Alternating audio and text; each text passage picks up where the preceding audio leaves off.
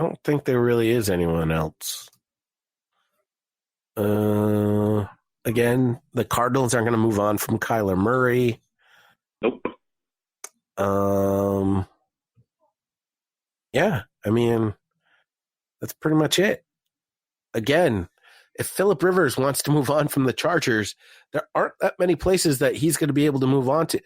Cleveland, but I don't think Cleveland's ready to move away from Baker. Nope.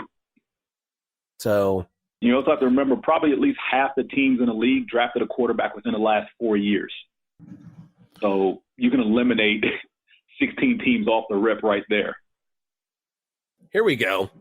We failed to mention that Trent Williams reported for the Redskins at 4:01 after the trading deadline. What if they were really serious about trading away Phillip Rivers? How about that one? Phillip Rivers for Trent Williams. But then you have an offensive line that can't protect him because they can't protect no matter who's back there. They can't even run block because you have a talent like Adrian Peterson. He is yet to hit 60 yards in a game this season. I mean, as far as a salary dump, kudos to the Chargers for getting rid of him, but does that help Phillip Rivers? No. Not to mention that teams are trying to at least from what I understand, were lowballing Washington as far as offers for Josh Norman. So there's not much in that secondary either. I would have loved to seen Phillip Rivers do that commute from San Diego to Washington, D.C. Well, you know, the fact that he decided to stay with the team when they moved to L.A. instead of just retiring from football is still somewhat puzzling because he was hell-bent on not leaving San Diego, you know. Right. He made his home there. He's not trying to move. He really doesn't want to play with anybody else. If he wants to continue playing football, he will definitely have to play for somebody else because I would watch San Diego in the offseason to see if they actually do move on from Phillip Rivers, at the very least, just outright release him. That is definitely the story to watch this coming off season. All right, perhaps the truest game of the week, and it might be the first time this season that Sunday Night Football finally got the game of the week. It is the undefeated New England Patriots 8-0 against the Baltimore Ravens 5-2. The Patriots are ranked first, as they should be. The Ravens are fifth in our power rankings. The Patriots on the road favored by 3.5 points. Patriots rank first in the NFL in points per game, 31.3. Ravens rank second with 30.6 points per game. It marks the first time since week 14 of the 2017 season that the top two scoring offenses in the NFL were both averaging at least 30 points per game and met in week 8 or later.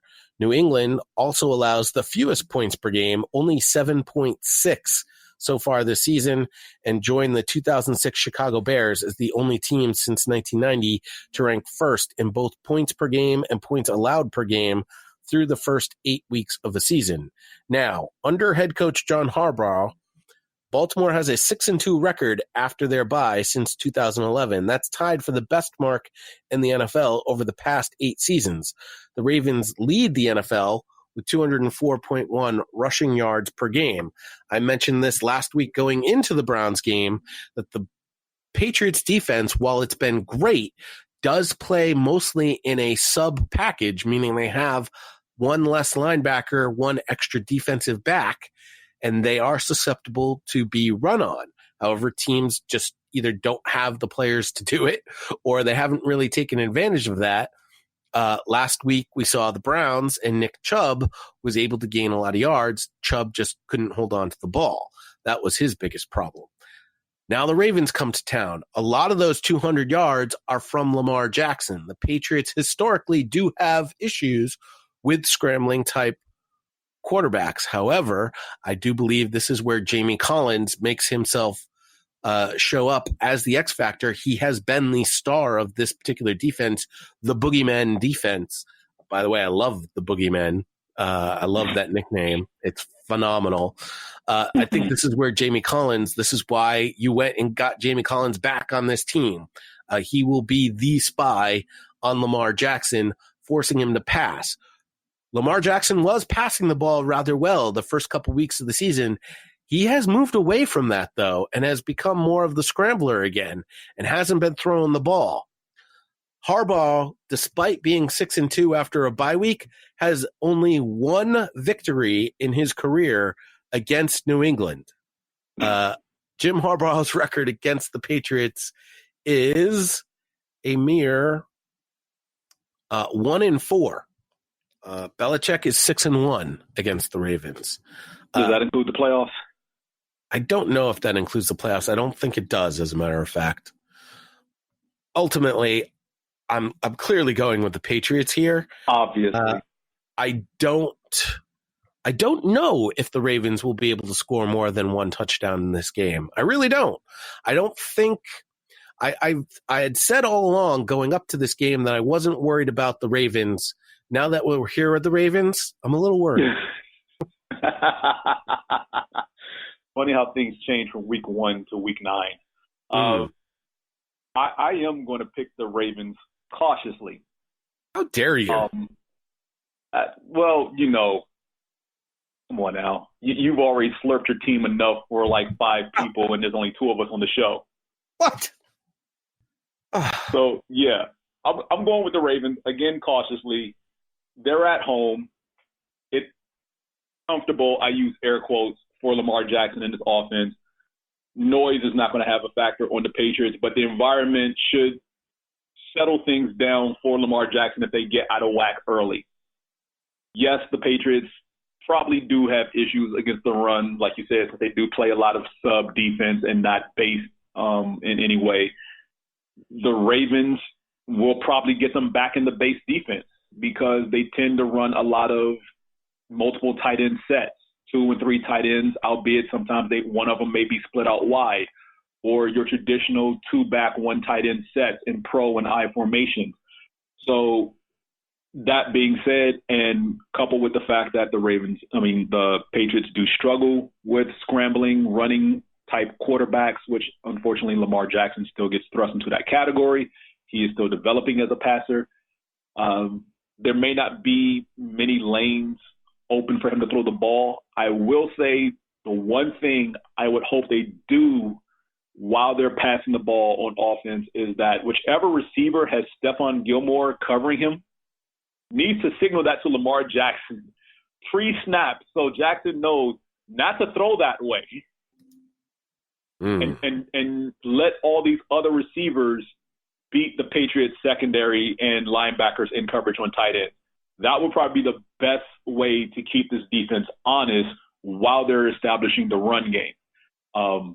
I introduced to you Mr. Mark Ingram, who is averaging over 4 yards a carry this season. So bruising back like that between the tackles against the Patriots should soften up that defense somewhat. And if it's close in the fourth quarter, Jackson's athletic ability and running prowess could pretty much put the dagger in the Patriots at the end. Yes, on the opposite side, I know it's Tom Brady. You never count them out. I was about to say, you do not want to – wait a second, James. You never want to say if it's close in the fourth quarter and you're talking about the New England Patriots. Are you kidding me? I know that. But, hey, I remember a game that was close in the fourth quarter and you all lost 2 years ago in February. Yeah, you got a lucky strip sack. Whoa. I don't know what you're talking about, lucky strip sack. What do you mean lucky strip sack? Got a lucky strip sack. Interior pass rush always is the bane of your existence, and that's something else the Ravens are going to need to get on defense when the Patriots have the ball, because you all are running the ball a lot more this year than you have in the past. You're riding Sony Michel and that backfield, and it's creating a lot of play action passes for Tom Brady. So stuffing the run early, making you all one-dimensional, okay, easier said than done, but then when you all do just drop straight back to pass, if Brady gets no push in his face, and this is historically true across the 20-plus years he's been playing, you need push up the middle and containment on the outside so he can't go anywhere. But you can't allow him, 1, time to throw, and 2, a clean pocket to throw in. It needs to collapse around him very quickly. The offensive line is definitely a problem too, as the Patriots had only 2 starters on the line from the beginning of the season in last week's game, needing Kirk Ferent's son, James, to play the right guard position. They obviously are not getting David Andrews, their center, back anytime soon. That's Ted Karras, and we know about the left tackle position. Now, I will say Isaiah Wynn is eligible to come back off of the IR and apparently was seen at the media portion of practice. So Isaiah Wynn is a possibility to be returning to the offensive line. But again, he's an unproven rookie. At this point, I'm still going to call him an unproven rookie because he really hasn't played in the NFL yet and has an injury history now. So I'm not going to put all my hopes and dreams at left tackle on Isaiah Wynn. I can't. There's no way I can. When you talk about the interior pass rush of the Ravens, I would have to agree. Let's see what Don has to say here, our Ravens superfan. He wrote in. He tried to record with Patrick. I guess their timing got mixed up. But Don writes, I'm excited for this game. The unbelievable start for the Patriots defense will face its greatest test Sunday night in Baltimore. Both teams heaping praise on each other, but it will be a grind. I expect the Patriots to keep at least one spy on Lamar on every down and make him throw, and I believe that spy will be Jamie Collins. This prevents the all-out blitzes that they get away with. They don't get away with blitzes. They just are able to cover very well one-on-one. And we're going to get into something that Don says where actually I do see that could be a problem. Lamar can break his defense, can break this defense not only for his speed, but with his ability to make guys miss. Sure, but just know you're talking about the New England Patriots. They tackle very well. They're probably one of the best tackling teams that the league has seen for years, not just this particular year. For the Ravens defense, their pass rush continues to be an issue. So there's your problem, James, when hoping for an interior pass rush.